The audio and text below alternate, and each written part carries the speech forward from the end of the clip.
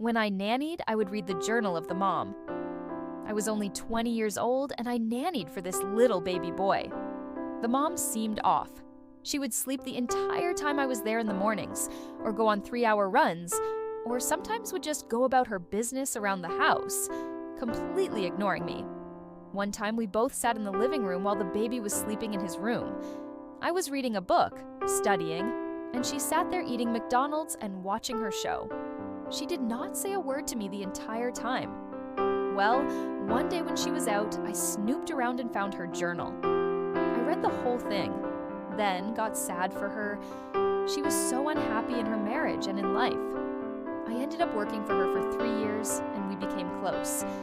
But that first year was so uncomfortable and awkward. In retrospect, it seems very obvious that she was suffering from post-pregnancy depression. Edit. Thanks everyone for the positive comments. I honestly was not expecting that. I just wanted to confess. For those of you who think I'm a horrible person for doing this, that's okay. It was over 15 years ago and it still weighs on my mind that I invaded someone's privacy. I felt bad about it then, which is why I tried to repay by helping. But yes, I did invade someone's privacy, and that's not cool. I'm certainly not saying what I did was okay. Hence the confession. Also, as a 20-year-old with no concept of the hardships of having kids, I didn't understand why she was acting the way she was.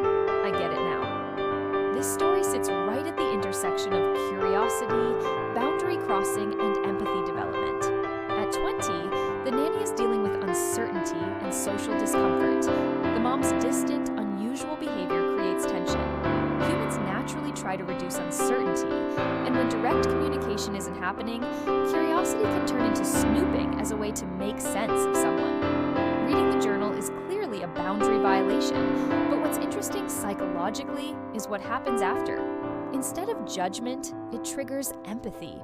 The nanny reframes the mom's behavior from weird and cold to struggling and unhappy, likely with postpartum depression. That shift is a key moment of emotional maturity, moving from confusion to understanding. There's also moral conflict that lingers years later.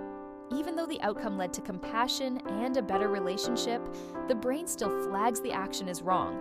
That's why it sticks. It clashes with the person's values. Sometimes people cross lines trying to understand others, but what they find can turn judgment into empathy, even if the guilt never fully goes away.